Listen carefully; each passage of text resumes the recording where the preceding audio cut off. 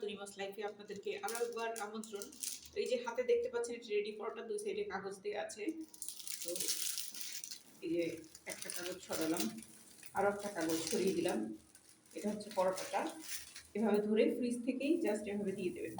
আচ্ছা, কিছু আপুরা আমাকে বলেছে যে ওনাদের যখন মা বাসায় না থাকে তখন হচ্ছে ওনারা না খেয়ে থাকে, যেহেতু চোখে দেখতে পায় না তাই নাস্তা কে দিবে, নিজেরা তৈরি করতে পারেন না বলে হচ্ছে না খেয়ে থাকে। তো আমি আপুদের বলবো আপুরা না খেয়ে থাকার দিন শেষ, ঠিক আছে?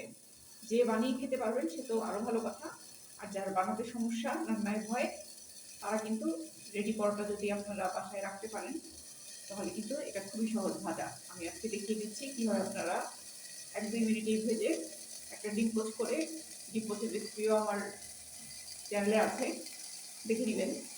তো ওখান থেকে দেখেই কিন্তু আপনারা এরকম সুন্দর চমৎকার একটা পরোটা ভেজে ডিম পোস্ট দিয়ে খেয়ে নিতে পারবেন। তো আমি বেশি বেশি চাইবো যে মা বাবা যারা আছেন তারা যদি আপনারা আমার ভিডিওগুলো দেখেন তাহলে কিন্তু বাচ্চাদেরকে শেখাতে পারবেন, ঠিক আছে? কিভাবে আমি পরোটাটা ভাজছি, কিভাবে তারা পরোটাটা ভাজতে পারবে। এই যে একটু চামচ দিয়ে দেখে দিচ্ছি যে হ্যাঁ চারিদিকে ঠিকঠাক আছে কিনা, ঠিকঠাকই আছে। এটা অনেক সুন্দর ফুলে উঠবে, মুচমুচে হবে। এবং এখন হয়তো কেউ আমাকে কমেন্ট করতে পারেন যে সবার তো আর ক্ষমতা নাই রেডি পরোটা কেনার। তো যাদের ক্ষমতা নাই তাদের জন্য তো কিছু করার নাই, তারা অবশ্যই বানানো শিখবেন, আটা সস্তা আছে।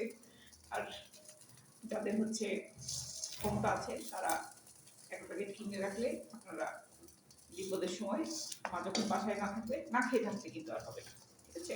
এরকম একটু চাপ দিলে কিন্তু এই যে কোনখান একটু কাঁচা আছে এটা বুঝতে পারবেন, ঠিক আছে? এখন আমি একটু পরোটাটা উল্টে দেবো।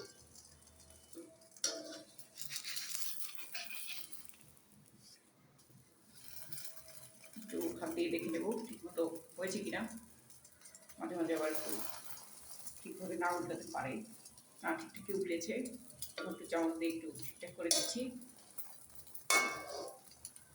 এখন আবার আপনাদের কারো কথা হতে পারে যে আমি কেন ফ্রাইং প্যান বা তাওয়া টাওয়া কিছু ছাড়া রুটিটাকে করার মধ্যে ভাজলাম। ভাই আমার জিনিসপত্র খুবই কম, আমার সব কিছু এটার মধ্যেই হয়। আপনাদের যাদের বাসায় আছে তারা অবশ্যই ফ্রাইং প্যান বা তাওয়ায় ভাজবেন, কোনো সমস্যা নেই। ও আরেকটা কথা বলে রাখি, আমি এখন অবশ্য তেল ছাড়া ভাজছি, কিন্তু আপনারা চাইলে বাটার, ঘি, তেল যা দিয়ে ইচ্ছা ভাজতে পারবেন, শুধুও ভাজতে পারবেন, ঠিক আছে?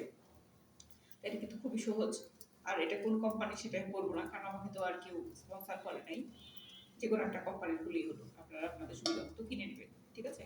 আচ্ছা, এটা আস্তে আস্তে যে ফুলতে শুরু করেছে, একটুর মধ্যেই একদম ফুলে ফুটবলের মতো হয়ে যাবে, দেখতে পারবেন আপনারা, কোনো সমস্যা নেই। তো আজকে আমার সাথে ক্যামেরায় সহযোগিতা করছে আমার ক্যামেরাম্যান বোন। আপুর একটু কথা নিব।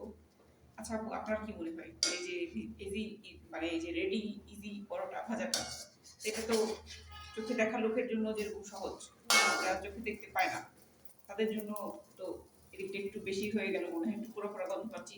তাই কোনো সমস্যা নেই। এটা অনেক বেশি হয় নাই, ঠিকঠাকই আছে। আচ্ছা, এই যখন ফুলে একদম ফটফটা হয়ে গেছে, আমি চুলাটা এখন বন্ধ করে দিব, এই গরমেই হয়ে যাবে। তো আপুর সাথে যেটা বলতে নিয়েছিলাম যে আসলে আমাদের লাইফটা কত সহজ হয়ে যাচ্ছে, তাই না? শুধু আমরা যদি একটু জিনিসগুলো জানলেই কিন্তু মানে সহজে কাজগুলো করা যায়।